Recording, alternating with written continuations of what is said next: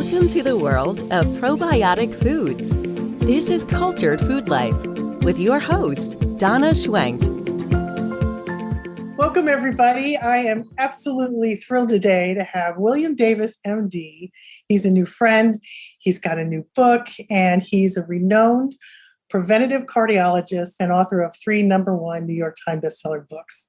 He is the graduate of St. Louis University School of Medicine with training in internal medicine and cardiovascular disease and advanced training in angioplasty at the Case Western Reserve University Hospitals, where he served as director of the Cardiovascular Fellowship and assistant professor of medicine.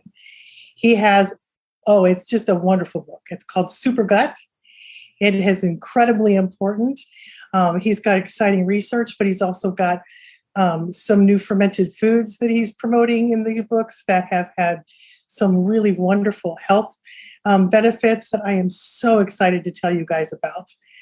The exciting thing about being in this line of work is meeting people like him and other people who understand the microbiome in a very powerful way. I really encourage you to get his book and try out his yogurt, which we now have are selling a starter for it in our store. So I'm really excited about it.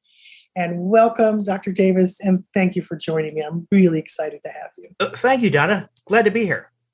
And we're going to talk about some of the things you talk about in your book. And there's a really good, let me find it. Hang on. I wrote this down because I really, really loved it. And you had written a little thing called Master of the Universe that I want to read. And you said, I'm quoting you, and it says, well, maybe you won't become master of the universe yet, but perhaps you'll be the master of the universe of microbes in the 30 feet of your GI tract and thereby master your health. Surely you are armed with a 5G-enabled smartphone, millions of apps, and instant access to information of the world. It can prevail over creatures smaller than a pinhead. But don't poo-poo the incredible power you have over numerous health conditions, from hypertension to ulcerative colitis, as well as the way you feel, your mood, and your internal dialogue. Be mindful of the microbes that live and you carry within you every day. I love that. I love that because that's kind of my message, is that, we're 100 trillion or more microbes, and they do so much for us. And we just don't know it. And we just don't understand what's really happening internally. And I think, to be honest, I think happiness comes from within and then it exudes out from us. And not only from our microbes, but from our moods, from our thoughts, from the way that we live our life. And I cannot wait to tell everybody about the new things that you have discovered and the exciting implications that will be for them. So, first of all, I would love to talk about your latest book, and I would like to especially talk about L. reuteri. And I would love you to explain to everybody just what this special species is and what you found that it does, that it's so incredible. Well, thank you, Donna. So, as you know, because of all the things that modern people have done, especially take antibiotics. So, as you know, most of us by age 40 have already taken about 30 courses of antibiotics. In children, it's much worse. About over 1,300 prescriptions written every year for every 1,000 children.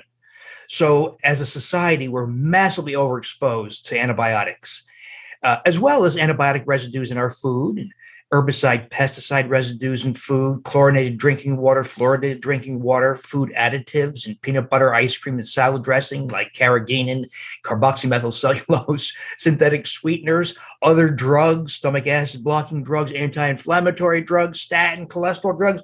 All these things conspired and massively changed the species in our GI tracts.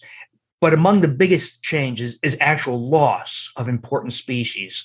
And as you point out, one of my favorite microbes in the world is Lactobacillus Reuteri, which used to be ubiquitous. So when Dr. Gerhard Reuter, the German microbiologist who first identified this microbe in breast milk in ladies, it was easy to find because most people in the Western world had it. Now, almost nobody has it. So we have several surveys of people's microbiomes. Maybe 4% of people still retain it. So Reuteri is unusually susceptible to many common antibiotics, like ampicillin. So if you ever took ampicillin for an upper respiratory infection or a sinus infection or a urinary tract infection, you likely wiped out all your Reuteri. Well, this Reuteri, so if we looked at indigenous peoples, like people live in the jungles of New Guinea who are just 2 generations away from cannibalism, or, or some of these other indigenous populations who didn't take antibiotics, don't have herbicides, pesticides, etc., they all have Reuteri. It's ubiquitous. If we were to study the microbiome of the squirrels in your yard, or the birds, or the chickens, or other animals, they all have Reuteri, suggesting that it is a critical microbe for at least mammalian life and perhaps other species as well. But we've lost it. And with it, we've lost many of its important functions. So that's the bad news. The good news is when you restore this, and by the way, other lost microbes, I tell people before they get overwhelmed, I say, don't freak out. Think of it like going to a restaurant. Yeah. When the waitress hands you a menu, you don't freak out and say, there's no way I can order all these appetizers, main dishes. And you pick and choose the dishes you want. Same thing here. You can pick and choose the microbe you want for the effect you want. Well, with Reuteri, one of the things it does is it is unique in that it colonizes the entire length of the GI tract, by the way, not just the colon, or it takes up residence and then sends a signal via the vagus nerve up through the chest, neck, and brain to tell your hypothalamus in the brain to release oxytocin. And I bet most of your listeners know what oxytocin is because they've heard of it as the hormone of love and empathy. So you restore this microbe and you start to, people say things like this. They say, you know what, I like my coworkers better and they don't annoy me as much. I like my partner better. I like my family better. I have less social anxiety when I get into public groups like at work or a party. So there's a boost in oxytocin that changes your social, the way you interact with other people. You want the company of other people. You're more empathetic. You understand other people's points of view better. But there's the great thing, though, is there's effects that go beyond that, the social aspect. There's also deeper sleep. So as I mentioned to you, I'm a chronic insomniac. I've always struggled with sleep, watching TV, reading books, 3 o'clock in the morning, feeling like crap next day. I now sleep through 9 hours straight through. And those of us who wear actigraphic devices, like a Apple Watch or a Fitbit or an Oura Ring, will see a lengthening of REM sleep, the deep restorative phase of sleep. There's also a restoration of youthful muscle and strength. We lose that as we age. It comes back. For ladies, very important, a big effect on preserving bone density, with an effect on a par with prescription drugs, with none of the costs or hassle of the drugs. Right. It turns off appetite. Food still tastes great, of course, but you are in complete control over your appetite.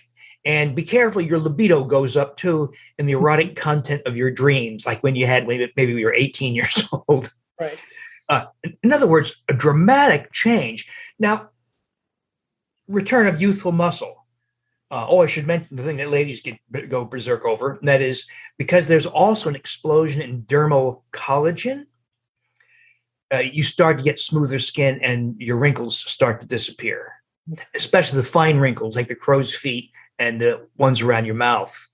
So less wrinkles, restoration, youthful muscle and strength, preservation, bone density, increased libido. Your hair can grow faster, as do your fingernails and toenails. Donna, I don't think it's a stretch to say what we're doing is turning back the clock 10 or 20 years. Right. And you can see it on people's faces many, many times also. That's one microbe. Yes. And I also like that you said, and there's a lot of research in your book too. It talks about how, most microbes colonize in the colon, and this one is unique. And so it colonizes the upper gastrointestinal area, which can be very helpful for people who have problems with small intestinal bacteria overgrowth, which is a very hard thing to treat.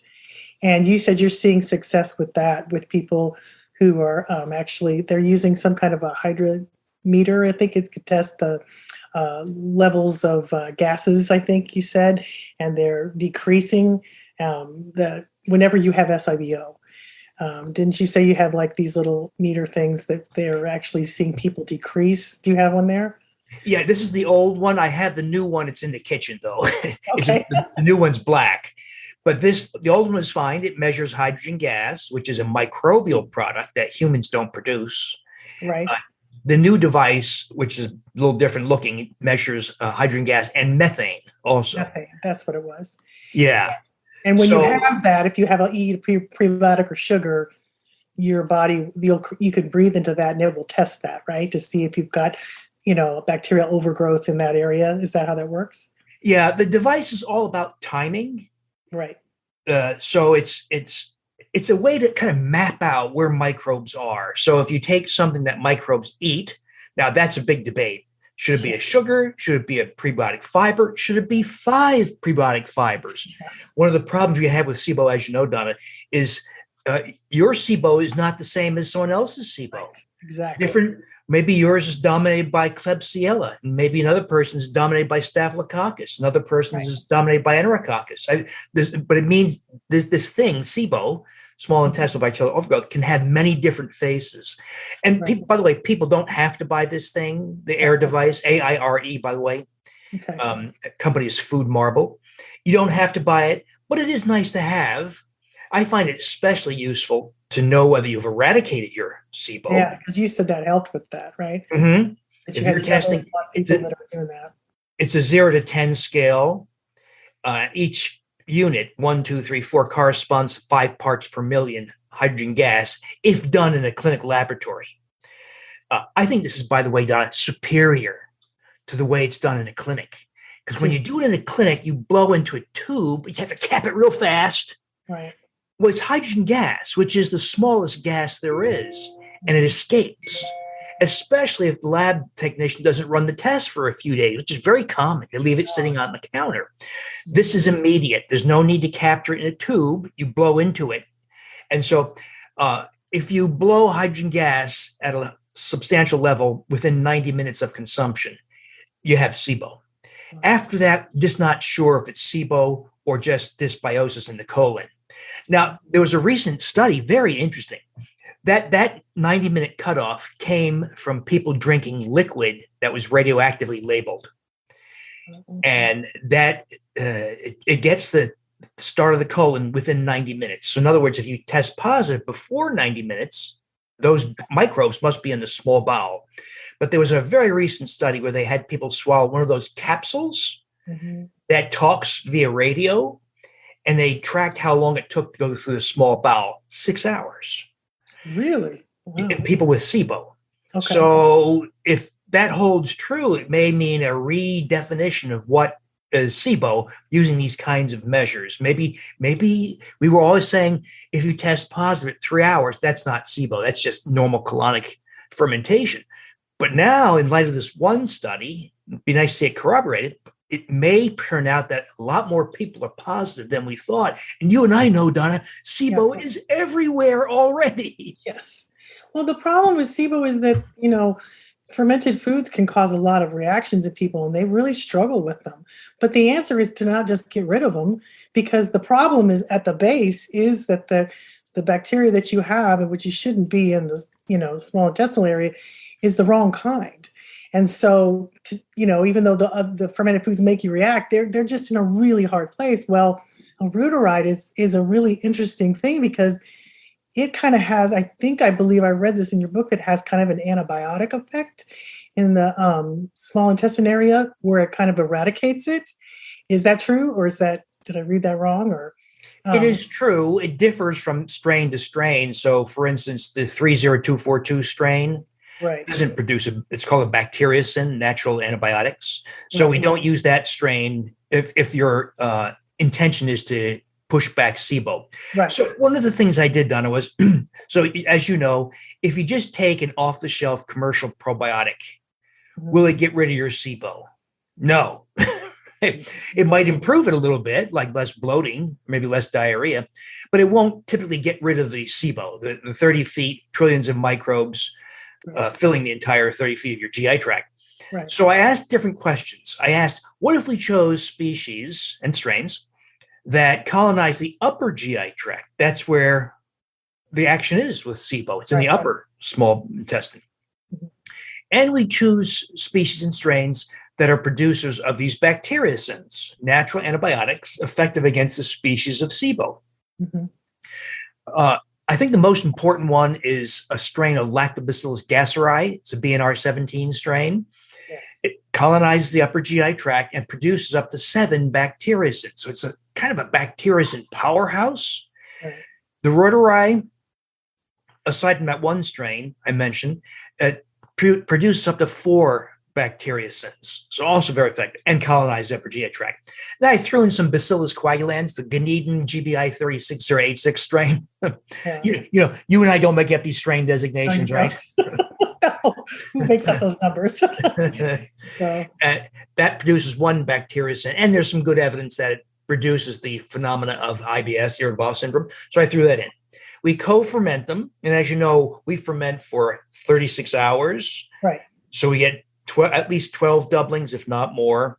And when we run flow cytometry on our yogurts, we get around 250, 260 billion counts per half cup serving. So colonized upper GI tract, bacteriocin, high counts. So far, this is preliminary, about 30 people have, 90% of them have converted to H2 negative on this device. That's great. So far, cross my great. fingers. I think it's going to. I think it's working. We'll probably do. We've got several clinical trials underway, so I've got a full plate. But down the road, I'd like to do that trial. It won't be with yogurt. We'll have to put it in a capsule so we can control the quantity of bacteria. Yeah. And just do a pre-post and see if this holds true. I think it will, though, Donna. I think we've stumbled on a probiotic way to get rid of SIBO. Well, one of the wonderful things about doing what I do is, there's this quote, I think his name was Rumi, who said, "What you seek is seeking you." And I've been looking for something for SIBO because so many people seem to be struggling with it. And along with it, you talk a lot about your book about SIFO, which is small intestinal fungal overgrowth. It often goes hand in hand with that. And we're seeing a lot of that too. And what's exciting is I've always found the probiotic foods or, these things that we make are so much more effective than capsules, because the body knows how to deal with it. They have kind of a halo when they go through the gastrointestinal area where a lot of the probiotics get killed in the stomach acids. But that's what's so exciting. I was really excited about this yogurt, not only because, well, everybody should feel more love. Let's put it that way. But, people are really hurting emotionally, physically. And when you have, some of these different ailments that, cause so much discomfort in the gut, here's the thing. I love that they're going to, even though they're struggling, they're going to learn so much on this journey, not just about their, we're basically a feeding tube 30 feet long of, things that are fermenting in there, little armies setting off wars and deciding who's going to dominate. But if people can get connected with this inner microbiome and have tools to use, such as these yogurts and, you have so many different ones in your book. I love that. There's so many different ones that you can use for different things. I really think it's going to help them understand who they really are. And we're just sacks of bacteria walking around as far as I'm concerned. And Donna, the yogurt is so benign. There can be some die-off, by the way, up front too. But it's such a benign potential remedy that, if I said we're going to do a frontal lobotomy or remove your colon, a colectomy, well, you better be damn certain of the diagnosis if you do something like that. Right. But if the potential remedy is yogurt, yeah, or what we're calling yogurt, yeah, I don't think the bar has to be so high in proof. So maybe you get the air device. Maybe you just say, hey, I've got fat malabsorption. I've got fat droplets in the toilet. Or I've got a condition that's virtually synonymous with SIBO, like fibromyalgia or restless leg syndrome or IBS. I think that'd be a reason alone. That's good enough reason to embark on. I'm now using the SIBO yogurt as the first choice because it's so benign. Yes. Many years ago, about 20 years ago, my daughter was, I think, 15 or 16. I can't remember now. She was 16. And she was having all this trouble. She had done a low-carb diet. And she had essentially starved her microbes. I believe she had IBS. I took her to 2 doctors. Their answer for me was to remove her gallbladder, and the fact that I thought that would help, which was horrifying to me. And I'm like, that's surgery? No, well, we're going to try some other stuff. So I started giving her a cultured food at every meal, every single meal. And within a year, all of those food allergies she had Her IBS symptoms went away. It took a full year. But and she had it at every single meal. We had yogurts, kefir, kombucha, kosher vegetables. We did the gamut. And I watched her transform. It blew my mind. And that's great. It was just food. Do you know what I'm saying? Mm-hmm. And so I didn't even know what I understood what I was doing. I just had these impulses and I followed them. Well, now research has caught up with that. People like you and other people are understanding what's really happening because there wasn't a lot of information. I think her gut lining was leaky. I think she had killed off a lot of Akkermansia, which is, the one that protects your gut lining. I'm pretty sure she did that by starving her microbes. And it was funny. Some of the foods we ate, we had a lot of prebiotic teas, a lot of prebiotic fibers, not knowing what they were doing. They just helped her. And long story short, now I know what happened. I didn't know what was happening back then. And now I'm understanding. Well, it's the same with these types of things that are popping up like SIBO and SIFO and things like that are happening to people. I think the research you're doing and it's just so crazy that it's just yogurt. It could be so effective, but I know that because I've lived that. I've lived that with my daughter. It changed dramatically. She changed dramatically and her food allergies went away. And then I started telling my friends one by one, because at first they thought I was crazy, and I saw their kids get better. And that's how it works. When you get better, you pay attention to what made you well. And it's exciting that you have a lot of studies and they're doing more clinical trials. I'm thrilled about it. I'm so Well, you make some powerful points, Donna, that this can affect kids. Mm-hmm. It's not just a problem of adults, it affects kids and even little kids too. Little kids start out with a disrupted microbiome, sadly. Well, because they're getting so many more antibiotics and things at early ages. Mm-hmm. And it's really, and it's so sad because she would get up every day and say, Mom, I never feel good. Never. And it broke my heart. She was young. And I see that these young kids are getting diseases that mostly happened in older people. Do you know what I'm saying? Diabetes. And, I'm seeing this in the young kids. And I think it's a direct result of, their guts have changed. Their microbiomes have changed. And they're missing these key things like Akkermansia and Reuteri. They're all missing some of these really important bacteria strains that we need to stay healthy. And, it's unforgivable that her doctors told you that she needs to have a gallbladder removed. 16. Yeah, which of course it would not have made her feel better, probably make her feel worse. Because she wouldn't be able to digest things even more so.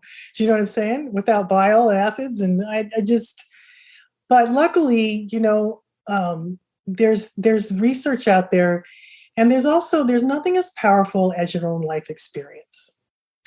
Nothing will change you more than to search for answers, find them, and have it change you or your family in a powerful way. Because I never in a million years wanted to do what I was doing, never even thought about it.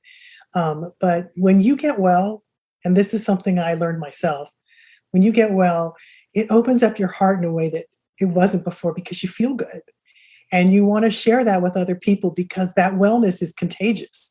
I saw people struggle and I didn't want to see them struggle. I felt so bad. And I thought, I know what wellness is, but I also know what sickness was. I knew what diabetes and high blood pressure. I had all kinds of problems. And I knew what it was like to get up every day and not feel good. And so I think we need an epidemic of wellness. I think that people have forgotten that that should be the norm to be well. And that's emotionally and physically. And I never in a million years thought it would start with my microbiome, that would be the answer to my prayers, but it was. And so Super Gut is a great book, but it's got a lot of resources in it. And yes, it may be a little intense for some people because they're just learning, but just start with one thing. It's just yogurt, guys. That's all, or kefir or any of them. Just start with one. That's where I started. I just made a smoothie every day. That's what I did. I think as you see, Donna, the science and the microbiome is progressing really fast. Rapidly. Yeah.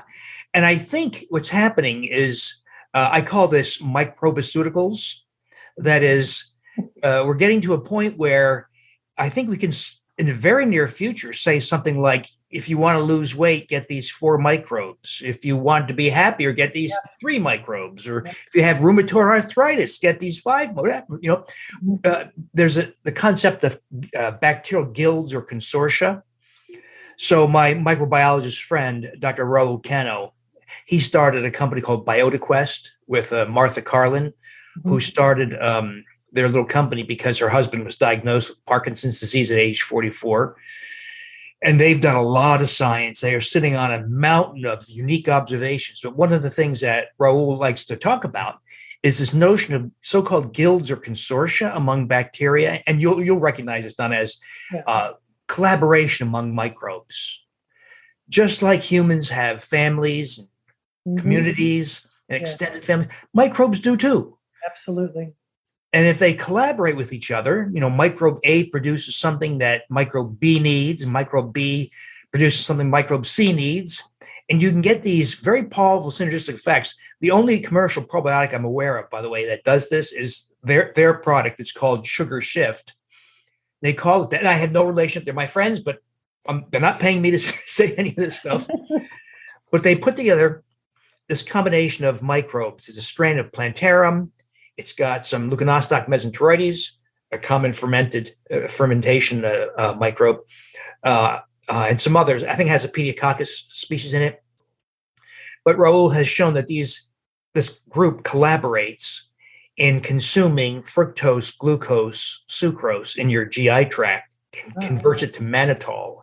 Oh, really? And thereby reduces. We gave it to 20 of our members, and they reduced their fasting blood sugars by 10 milligrams, which is on a par with a prescription drug.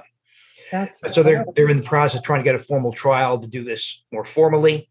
And Martha has, she's very interested, of course, in Parkinsonism. And there's very early preliminary data that the mannitol that's created by this consortium. So mannitol is not metabolizable by humans, but it gets into the brain where in experimental models, it dissolves the alpha-synuclein protein of Parkinson's disease. Wow.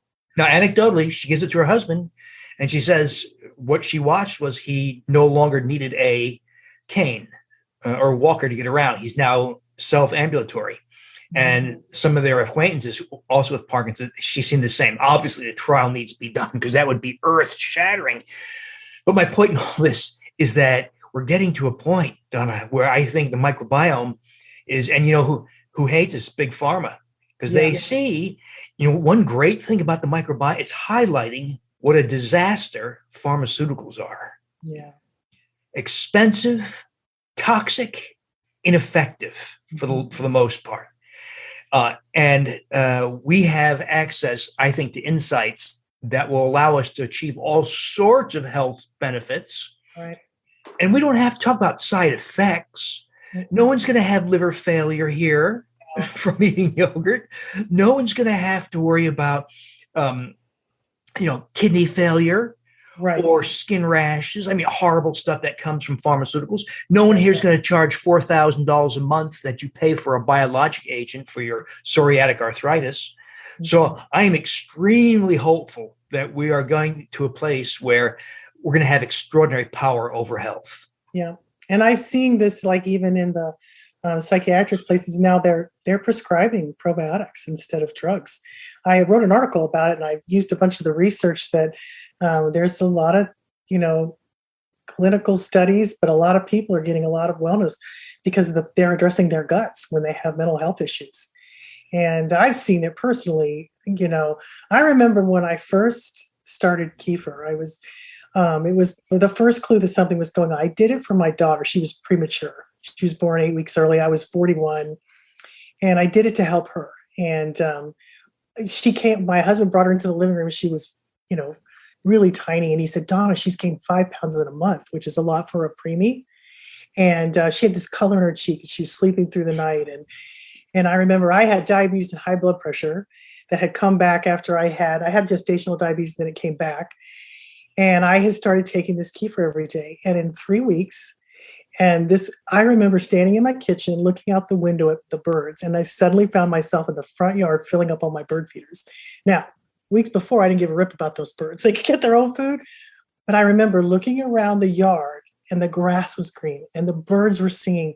And I felt this wellness that I had not felt or had never felt in my life because something had shifted in me. And I was like, what has happened to me? And what has happened to my daughter?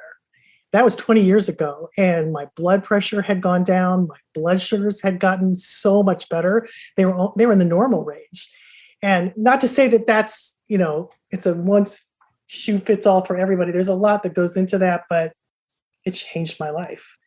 And I changed my microbiome in a very powerful way. And that started me on this journey, because I did it to help my daughter, but in turn, it turned around and helped save me. And that is just thousands of people later, and hundreds of thousands of people that I've helped. And they write me stories. I have a Lives Touched page on my website. And the things that they tell me astound me. I mean, there were times that, like, not too long ago, like a week ago, I had to pull the car over because my web guy sent me one of the emails somebody sent me, and I just cried because I couldn't believe what was happening. Her kidney function had improved. And that was just one of many people. And I think we're at the tip of the iceberg here. There's so many things that we need to learn, but we're just learning it. And I hope the generations to come will understand that if they take care of their microbiome, it takes care of them in a very powerful way. And that's great, Donna. That's great. I know. And I'm actually thrilled because a friend of ours and a colleague of ours, Roy, is the one who introduced all this to me, who introduced you to me. And it's just so exciting to me that there are answers out there that aren't drugs, that there's some simple things that we can do. And, I love the quote by Hippocrates that if somebody wants to be well, are they willing to give up the things that made them sick? And there's a lot of knowledge in that. There's a lot of things that we probably shouldn't do, but just start doing one thing. That's what I did. I just started with one thing. And by golly, it made all the difference. It started to change me. And I just kept going. Yeah, and you stumbled on this idea that fermented foods are the biggest and most important thing you can do. And, that's been validated more recently by the Sonnenbergs, the husband-wife microbiologist team from Stanford. And they compared prebiotic fibers versus frequent consumption of fermented foods. And they weren't very specific about which fermented foods, but it was all the things you've mentioned. Yeah. And hands down, the fermented foods won in generating the healthiest microbiome after several months. The odd thing, of course, is that, when you eat, let's say, something like kimchi, and you're getting typically Leuconostoc mesenteroides, Pediococcus species like Pentaceous or Acetylactoside. And those aren't the microbes that take up residence. No, they're not. That's interesting, right? Yeah, I read that study too. And they said they had lowered 19 inflammatory markers. Interleukin. I was shocked by that. I mean, I kind of knew that. I knew some of it, but I didn't know there was 19 and there weren't any in the fiber. And I was really surprised that there wasn't any, but they didn't have the species. They had undigested fibers in their colon because there was nothing to digest those fibers. So that was an exciting study. And thank you, because you were the one who told me about that. So it's like, I think it's the tip of the iceberg. I'm excited about this. We're now carrying a super starter that helps make L-reuteri, thanks to you. Let's tell people where they can find you. I mean, you're all over the internet. If you put L-reuteri yogurt, you come up. Your videos, your talks, it's exciting to see. But where can they find you? Your book, of course, is on Amazon and on your website. But do you have where's the best place to go to find more information? You're right, Don. I'm a little obsessed with Reuteri just because, I mean, there's other great microbes too, but the Reuteri is just... There is. Truly, I love them all. it is endlessly fascinating. Nobody's talking about it. Yeah. We're talking about a microbe that gives you better skin, more muscle, and makes you like other people. I think it makes people better human beings. I think it's that big. Yes. But anyway, so I've consolidated everything. I had too many websites, social media pages. I consolidated a lot of it into Dr. Davis, drdavisinfinitehealth.com. Okay. The blog is in there. There's also what I call the Inner Circle. It's a membership site where, and thank you for coming on, where we have about 70 to 100 people about once a week. We talk for up to 2 hours. Awesome. And talk about these kinds of things and other things, diet and new ideas and that kind of stuff. And of course, a super gut book. Yes. And it's a wonderful book. Now I've read it. Now I'm going through this think this is my third time because I'm a fast reader. So, and I find all these nuggets in there. I really, really encourage people to get it. And if nothing else, just read a little bit at a time and just to help people to understand who they really are. And you do a really good job. You've got a lot of videos. You've got a lot of information. I like some of your small videos. I've gone on there looking for things, and I've seen your videos, and they're not very long, but they're very informative. And I think they could help a lot of people. And in this day and age, we all need to feel a little better. So we've been through a lot, as a world with this crazy pandemic that's come through. And this is just a small little piece that might make a huge difference in your life. I mean, these foods have certainly done that for me, and I'm excited that you shared it with us. Thank you so much for being a part of this. And we'll be speaking to you again sometime soon. So thank you, Donna. And by the way, I please continue doing what you're doing. You're way ahead of the pack with your fermentation efforts. And I don't know if you know this, people like you and me are no longer welcome in major media because our message, this is true. Yeah. Well, there's a lot of things. I would scare people sometimes. I've gotten in trouble a couple of times because I just so firmly believe the body knows how to be well if you give it the things that it needs. Mm-hmm. And I've seen it, I've lived it, and the people who are looking for this information will find us, okay? Because the people that want this, you just have to believe it with all your heart and live it, and it comes. That's how my whole business was built. Your message is so important, Donna. Please continue doing what you're doing. It is so absolutely critical that people hear this. Thank you so much. And I look forward to many more conversations. I look forward to going to that meeting with those people. I love talking bacteria, even though maybe the crazy one, but that's okay. So thanks again for coming on. Thank you, Donna. Talk to you soon. Thanks much. Get the book Super Gut. It's great, by Dr. William Davis, MD. And it's available on Amazon and on his website. And William Davis Infinite Health, is that right?